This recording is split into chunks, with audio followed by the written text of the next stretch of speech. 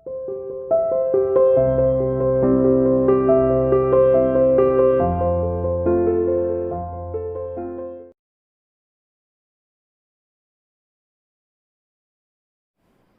dear student, welcome to C International School online classes. Dear plus 2 commerce class unit 10 stock exchange हम कर रहे थे 10.2.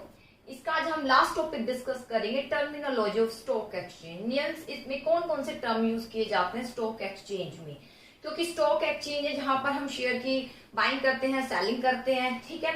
और यहाँ पर सट्टेबाजी भी चलती है जो कि लीगली रूप से मानी जाती है. लीगली रूप से लोग सट्टेबाजी का लाभ उठाते हैं, ठीक है. शेयर खरीद रहे हैं कम दाम में, फिर जैसे प्राइस बढ़ते हैं फिर उसको क्या कर देते हैं, सेल कर देते हैं. इस तरीके से प्रॉफिट का क्या उठाते हैं, लाभ उठाते हैं. ज्यादा कम भाव में खरीद कर ज्यादा भाव में बेच देते हैं. तो इससे रिलेटेड आज हम टर्मिनोलॉजी पढ़ेंगे कि कौन कौन से इसमें मार्केट होते हैं. सट्टेबाजी चल रही है तो सट्टेबाज है. सट्टेबाजी कौन करता है, सट्टेबाज करता है. तो वो सट्टेबाज जो स्पेकुलेशन होती है वो स्पेकुलेटर करता है. उसको क्या क्या किस किस नेम से हम इंडिकेट कर सकते हैं उसके बारे में आज हम डिस्कस करेंगे. तो सबसे पहले हम डिस्कस करते हैं बदला या कंटेंगो क्या है. देखिए कंटेंगो होता है एक बैकवर्डेशन होता है. देखिए एक तो होता है कंटेंगो, एक बैकवर्डेशन होता है, ठीक है. कंटेंगो क्या है, पहले एक सिंपल से अगर एग्जांपल में समझाऊं. मान लीजिए आज पोटैटो के प्राइस ₹10 है, ठीक है. पोटैटो है, मान लीजिए आप जाते हैं भाव ले खरीदने तो ₹10 है, 10 पर केजी, ठीक है. कुछ भी मान लीजिए. आप जो है सेलर से कहते हैं कि मैं इसे आज नहीं खरीदूंगा, ठीक है. इकट्ठा माल खरीदना है, आज मैं नहीं खरीदूंगा, इसे कुछ टाइम बाद में खरीदूंगा. आप मेरे साथ एक एग्रीमेंट कर लीजिए. मैं पोटैटो जो है आज बोलने गए हैं लेकिन एक्चुअली आप खरीदेंगे बाद में, ठीक है. तो आप क्या कहते हैं कि आज जो इसका ₹10 है लेकिन मैं आज इसको नहीं खरीदूंगा, मैं तो इसको कुछ समय बाद खरीदूंगा, चाहे 1 मंथ बाद खरीदूंगा. तो सेलर क्या कहता है 1 मंथ बाद एक्सपेक्टेशन ये है कि इसके प्राइस बढ़ जाएंगे. इसके प्राइस क्या हो जाएंगे, बढ़ जाएंगे, ठीक है. इसके प्राइस कितने हो जाएंगे, 10 से 12. तो ये कहता है कि भाई इसके प्राइस बढ़ जाएंगे क्योंकि आगे से माल आ नहीं रहा, स्टॉक होगा नहीं. तो आज जो ₹10 है अगर आज आप खरीदेंगे तो 10 में मिल जाएगा, लेकिन आज की अगर एग्रीमेंट आप पोस्टपोन कर देते हैं तो अगर आप भविष्य के लिए एग्रीमेंट करते हैं तो आपको ₹12 पर मिलेगा, ठीक है. तो इस तरीके से देखिए 10 से ₹12 पर आ गए, ठीक है. तो ये जो प्राइस बढ़े हुए प्राइस पर जो एग्रीमेंट हुआ है उसे बोलते हैं कंटेंगो. इसे क्या बोलते हैं, कंटेंगो, क्योंकि इसमें प्राइस क्या हो रहा है, बढ़ रहा है और इस पर एक एग्रीमेंट हो गया है और लेने वाला इसके लिए क्या हो गया, राजी हो गया है, ठीक है. और इसके बदले में जो सेलर है वो तब तक उस स्टॉक को रखेगा, ठीक है. किसके लिए, बायर के लिए. जो सेलर है बायर के लिए इस पोटैटो के स्टॉक को तब तक रखेगा जब तक कि बायर इसको खरीद नहीं ले. इसने 1 मंथ का टाइम दिया है कि मैं इतनी क्वांटिटी में 1 मंथ के बाद आप पोटैटो को परचेज करूंगा, ठीक है. तो फिर सेलर उस समय तक इसको रखे रहेगा अपने पास ही में. जितनी क्वांटिटी से चाहिए उतनी क्वांटिटी की मात्रा 1 मंथ तक के लिए, यानी 1 मंथ बाद जितनी क्वांटिटी से चाहिए उतनी तो वो अपने पास स्टोर रखेगा ही, ठीक है. तो इसके लिए वो क्या मांग रहा है, 10 नहीं, मैं आपको क्या दूंगा, 12 के हिसाब से आपको पेमेंट करनी पड़ेगी. तो ये जो बढ़े हुए प्राइस पर अब जो पेमेंट करनी पड़ेगी, यानी ये जो ₹2 एक्स्ट्रा उसे देने पड़ेंगे. ₹2 क्यों एक्स्ट्रा देने पड़ेंगे, ₹2 क्यों एक्स्ट्रा कर देने पड़ेंगे, क्योंकि उसने ये कहा है कि आज जो ₹10 है मे भी 12 हो जाए, मे भी क्या हो सकता है, 12 हो जाए. और बदले में वो क्या भी कह रहा है कि बायर कह रहा है कि मैं आज नहीं खरीदूंगा, मैं तो इसे 1 महीने बाद खरीदूंगा, ठीक है. यानी तब तक आप अपने पास ही रखिए, इतना स्टॉक तो आपके पास रखना ही है. तो बेटा इतना स्टॉक सेलर है वो बेच भी तो सकता है, बेचकर भी उसको वो मिलेगा, तो उसे रखना पड़ेगा, उसकी देखरेख करनी पड़ेगी, तो इसके लिए कुछ तो वो कमाएगा. तो इसके लिए वो एक बढ़े हुए प्राइस पर जो है एक एग्रीमेंट करेगा. जो ये ₹2 होगा इसे बोलेंगे हम कंटेंगो. जो बढ़े हुए प्राइस पर एग्रीमेंट हुआ इसे बोलते हैं कंटेंगो, एक सिंपल भाषा में, ठीक है. अब आता है बैकवर्डेशन. क्या है बैकवर्डेशन, जैसे कि पोटैटो है, ठीक है, वही आज ₹10 का है, ठीक है. सेलर है और एक बायर है.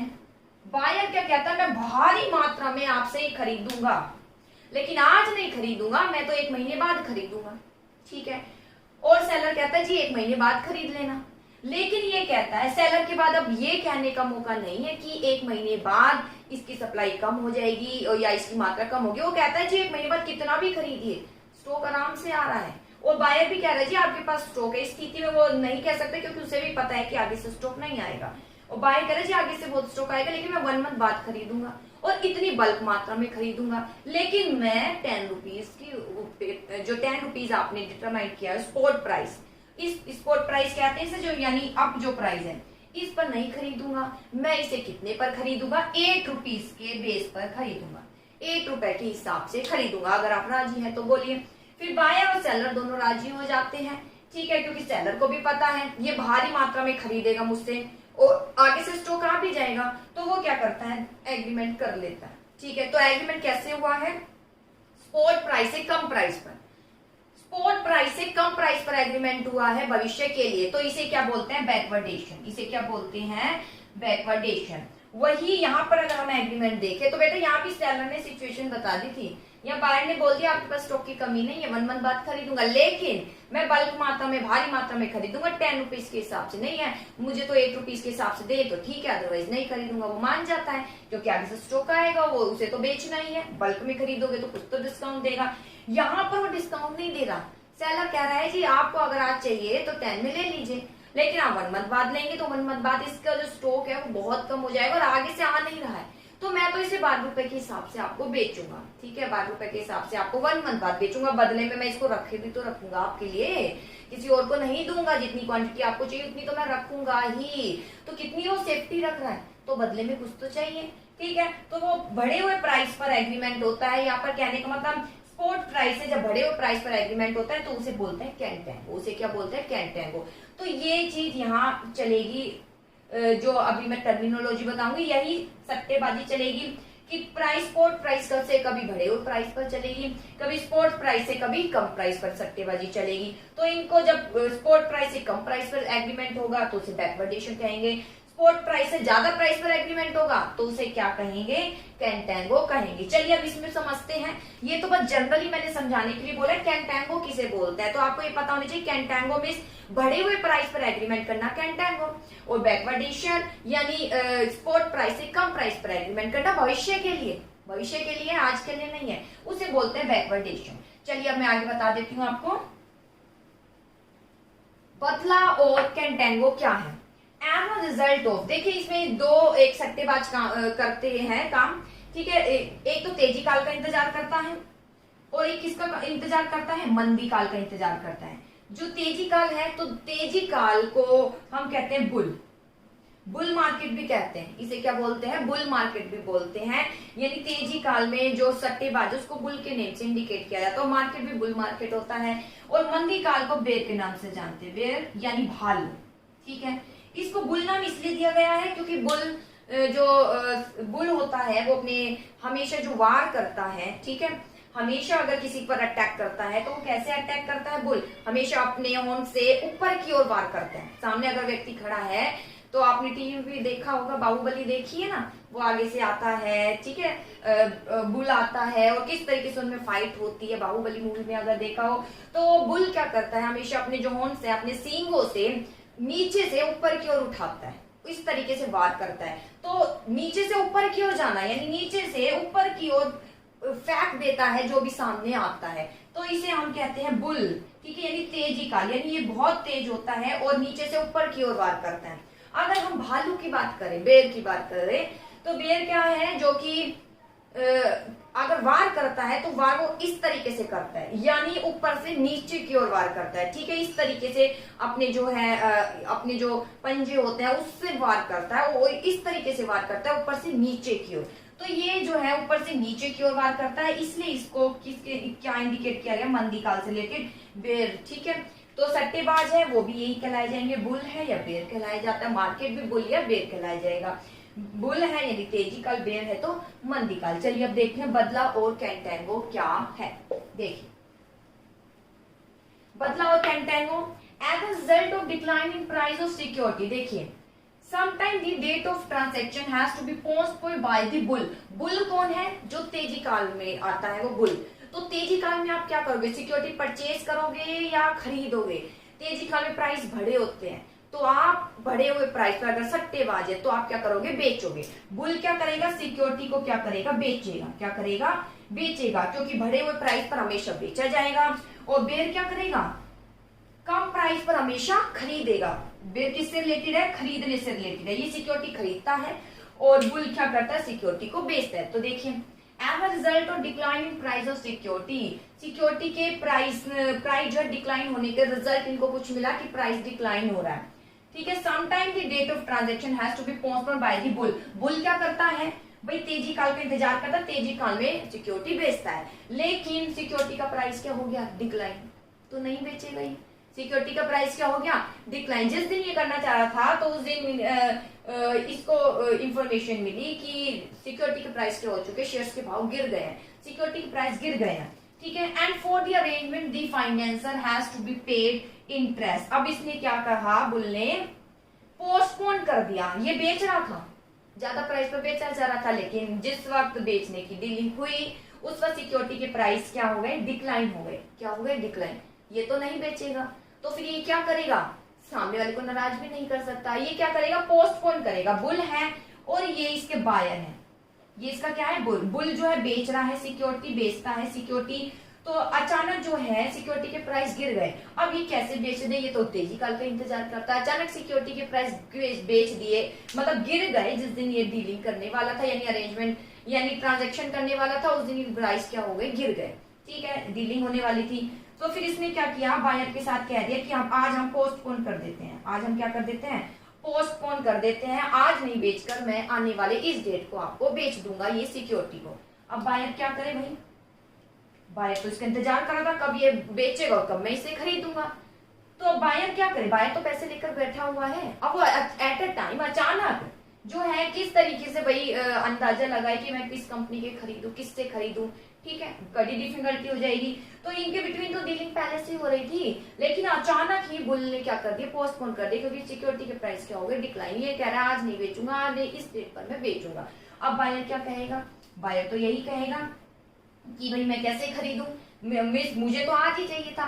तो इसके लिए क्या करेगा, अगर बुल ने पोस्टपोन करा भी है एग्रीमेंट, डीलिंग को, तो इसके लिए इसे कुछ चार्जेस देना पड़ेगा। इसको क्या देना पड़ेगा, कुछ चार्ज देना पड़ेगा। ये चार्ज क्या कहलाया जाएगा, बदला। ये चार्ज क्या कहलाया जाएगा, बदला। इसके लिए जो फाइनेंसर है उसको पेड करना पड़ेगा, इससे इंटरेस्ट। फाइनेंसर जो ये बायर है इसको क्या करना पड़ेगा, इंटरेस्ट यानी एक बदला देना पड़ेगा, क्योंकि बेटा इसका तो पैसा है, ये कहीं ना कहीं तो इन्वेस्ट करता ही, कहीं ना कहीं तो इन्वेस्ट करता। डीलिंग आपके साथ हो चुकी है, अचानक आप पोस्टपोन कर रहे हैं, अचानक मैं दूसरे के साथ कैसे डीलिंग करूं। ठीक है, डिफिकल्टी तो होती है। तो इसके लिए वो क्या करेगा, कुछ इंटरेस्ट उसे फाइनेंसर को क्या देगा, वो इंटरेस्ट देगा। वो इंटरेस्ट या आप कह सकते हैं चार्जेस, वही चार्जेस क्या कहलाया जाता है, बदला। क्या कहलाया जाता है, बदला।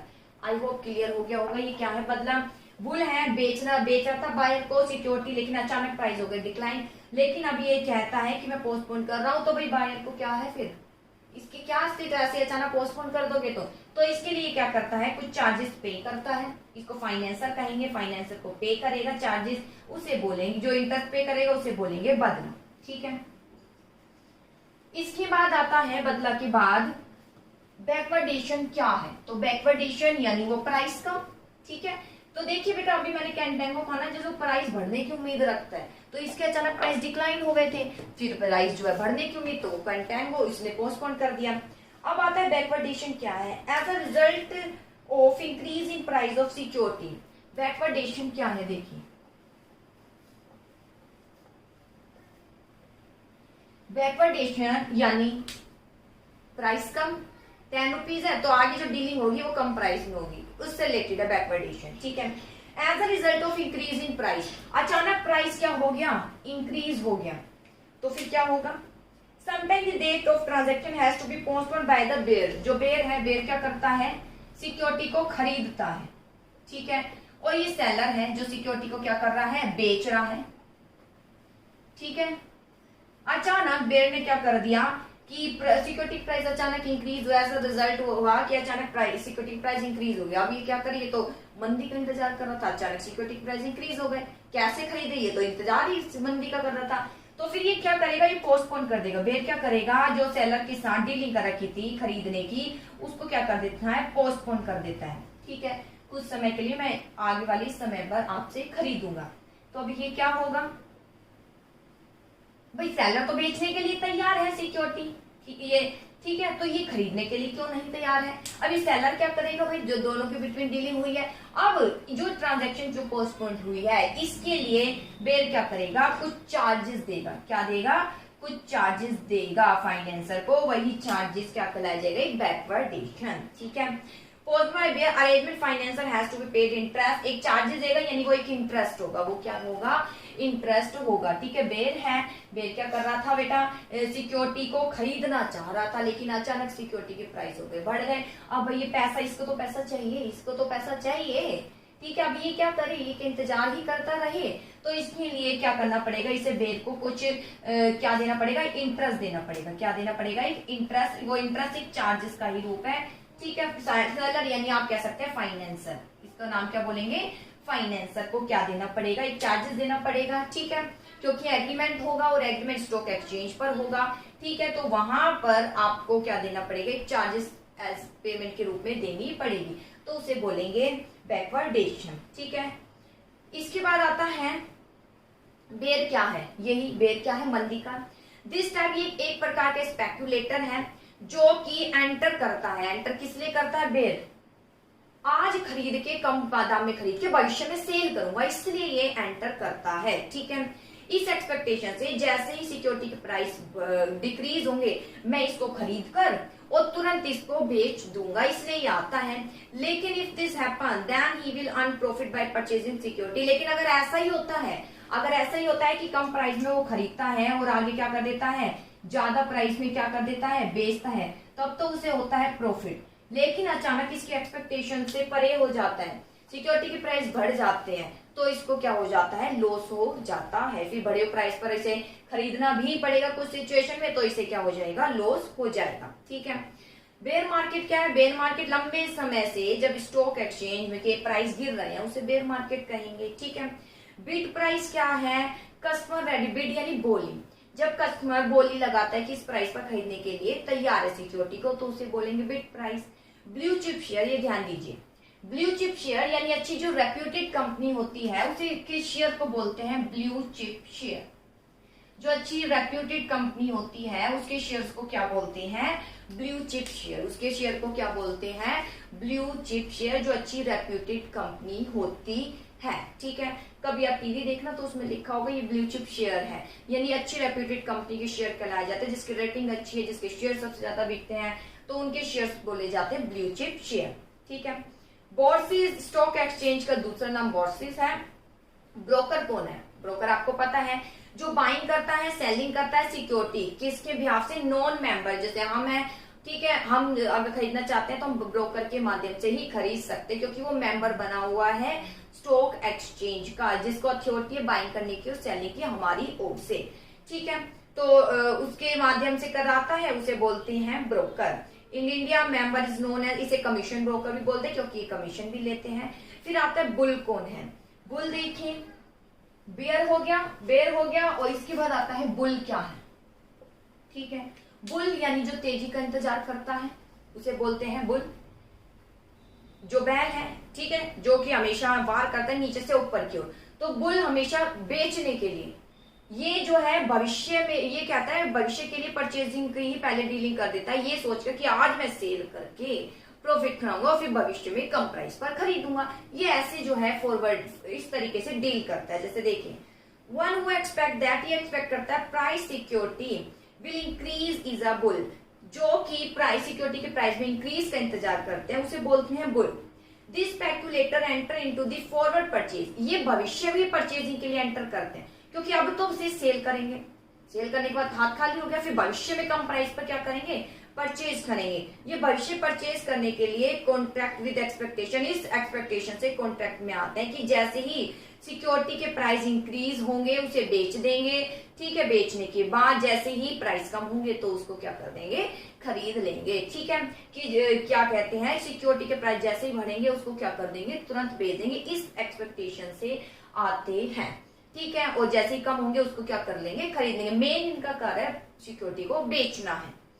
इसके बाद एंड प्रॉफिट अर्न करना है सिक्योरिटी को बेचकर ज्यादा प्राइस पर। दिस स्पेक्यूलेटर ये ऑप्टिमिस्ट होते हैं, ये प्राइस में इंक्रीज होने का क्या करते हैं, वेट करते हैं। इफ मार्केट मूव, अगर मार्केट इन्हीं के एक्सपेक्टेशन के अकॉर्डिंग चलती है, ठीक है, तो वो अर्न करते हैं प्रॉफिट ज्यादा प्राइस पर बेचकर, ठीक है। वो कम प्राइस पर बाद में खरीदते हैं, फॉरवर्ड परचेजिंग बाद के लिए करते हैं, और अदरवाइज इनको क्या होता है, लॉस। इसके बाद आता है कॉल ऑप्शन क्या है, ठीक है। कॉल ऑप्शन ये एक वह कॉन्ट्रैक्ट है जिसमें ऑप्शन होल्डर है और ऑप्शन सेलर है, विच आफ्टर पेइंग, जिसमें एक फिक्स फी पे करते हैं और राइट मिल जाता है option holder option seller, seller sell करने वाला, होल्डर सिक्योरिटी रखने वाला, ऑप्शन होल्डर को सिक्योरिटी रखने वाला, ठीक है। ऑप्शन होल्डर, होल्डर यानी सिक्योरिटी परचेज करने वाला, होल्डर जो परचेज करने वाला, ठीक है, और बाकी क्या है, सेलर। तो ऑप्शन सेलर है, ऑप्शन होल्डर है। तो देखिए कॉल ऑप्शन में क्या मिलता है, एक फिक्स फी पे करनी पड़ती है होल्डर को, फिर इसके बाद ऑप्शन होल्डर को क्या मिल जाता है, राइट मिल जाता है किस डेट पर परचेज करे या नहीं करे। वो फीस, वो चार्जेस यही तो बदला कंटेंगो, ये चीज वही तो है कि उसे एक फिक्स फी पे करनी पड़ेगी, ठीक है, कि इस डेट पर वो परचेज करे या नहीं करे, इसके लिए उसे एक ऑप्शन मिल जाएगा, ठीक है, प्री डिसाइडेड डेट पर। इसे बोलेंगे कॉल ऑप्शन। कंटेंगो आप पढ़ चुके हैं मीनिंग। कॉर्नरिंग यानी रोके रखना होता है, तो कॉर्निंग मीन्स होल्डिंग यानी रखना है, almost the complete supply particular security bye an individual और अ ग्रुप ऑफ इंडिविजुअल। इसका भी पर रोके रखना, जैसा भी बताया था ना, पोटैटो खरीदना है लेकिन वो कह रहा है जी इतने देर पर खरीदूंगा, रोके रखना इतनी क्वांटिटी, वो है उसको हम कहेंगे कॉर्नरिंग। तो कॉर्नरिंग मीन्स ऑलमोस्ट सप्लाई को रोके रखना है, ठीक है, चाहे वो इंडिविजुअल हो कोई भी हो। Because of this situation, bear speculator find it difficult to buy security as committed and he has to face heavy loss। क्योंकि वो कह रहा है अभी रोक लीजिए, मैं सप्लाई जो है कंप्लीट सप्लाई को रोकना है, वो कह रहा है कि अभी रोके रखो, अभी सप्लाई मत कीजिए क्योंकि मैं अभी नहीं खरीद सकता। खरीदता कौन है, बेयर खरीदता है, क्योंकि वो डिफिकल्टी फेस कर रहा है खरीदने में, इसलिए वो कहता है कुछ समय के लिए सिक्योरिटी को रोके रखिए, बाद में मैं खरीद लूंगा, इसे बोलते हैं कॉर्नरिंग। इसके बाद में करेक्शन, करेक्शन यानी is movement stock market is opposite direction. Correction यानी जब अपोजिट डायरेक्शन में चल रही है क्या, स्टॉक मार्केट, जैसे प्राइस शेयर इंक्रीज हो रहे हैं अचानक गिर गए, इंक्रीज हो रहे थे अचानक गिर गए, उसे बोलेंगे करेक्शन। इसके बाद आता है डीमैटेरियलाइजेशन। डीमैट अकाउंट क्या है, ठीक है, तो डीमैट अकाउंट आपने अभी डिस्कस किया था, प्रोसेस में हमने डिस्कस किया था। इसके लिए बेटा डीमैट अकाउंट होना जरूरी है, यानी ऑनलाइन थ्रू आप कर सकते हैं, और ये ब्रोकर खुलवाता है। डिपॉजिटरी सर्विस, जो डिपॉजिटरी होते हैं उसके पास एनएसडीएल सीडीएसएल, उसके पास हमारा अकाउंट खुल जाता है ब्रोकर के थ्रू, डिपॉजिटरी पार्टिसिपेंट के थ्रू। तो डीमैट एक प्रोसेस है जिसमें actual share certificates are taken from share holder and same number of share certificate are deposit in his account which is open with depository participant, ठीक है। Demat वह account है जिसमें जो है शेयर के सर्टिफिकेट, जो शेयर होल्डर है उनकी लेन देन होती है, ठीक है, जो भी शेयर खरीदे हैं बेचे हैं वो किस में चले जाते हैं, डीमैट अकाउंट में उसकी एंट्री हो जाती है, शेयर्स उसमें पहुंच जाते हैं, ठीक है। और ये किसके पास खोला जाता है, डिपॉजिटरी पार्टिसिपेंट के पास, जो एनएसडीएल सीडीएसएल है। After this whenever the share holder deal with this share, इसके बाद जब भी वो डील करते हैं, he will neither give nor take actual delivery, his account with DP will simply be debited और credit with number of share. जब share holder इसकी डीलिंग करते हैं तो एक्चुअली डिलीवरी नहीं होती, ऑनलाइन होती है सब, बस इनके अकाउंट में डेबिट हो जाते हैं, ठीक है, और इनके अकाउंट में क्रेडिट हो जाते हैं, डेबिट होते हैं या फिर क्या हो जाते हैं, क्रेडिट हो जाते हैं, ठीक है, आ रहा है डेबिट हो जाते हैं, जा रहा है क्रेडिट हो जाते हैं शेयर। जब इसके बाद डीलिंग कर रहे हैं तो डेबिट या क्रेडिट के थ्रू शो किया जाता है। सेलिंग परचेजिंग शेयर थ्रू, और सेलिंग परचेजिंग भी डीमैट अकाउंट के थ्रू किया जाता है। डीमैटेरियलाइजेशन यानी डीमैट अकाउंट जिसमें बाइंग भी करते हैं, सेलिंग भी करते हैं, अकाउंट खुल जाता है डिपॉजिटरी पार्टिसिपेंट के, डिपॉजिटरी सर्विस जो प्रदान करते हैं एनएसडीएल सीडीएसएल। उसके बाद फिर हमारी है डीलिंग इसमें शुरू हो जाती है। जब भी हम बाइंग सेलिंग करते हैं तो बस शेयर्स या तो डेबिट होते हैं या फिर क्या होते हैं, क्रेडिट होते हैं। तो आई होप बेटा इतना टॉपिक समझ आया होगा।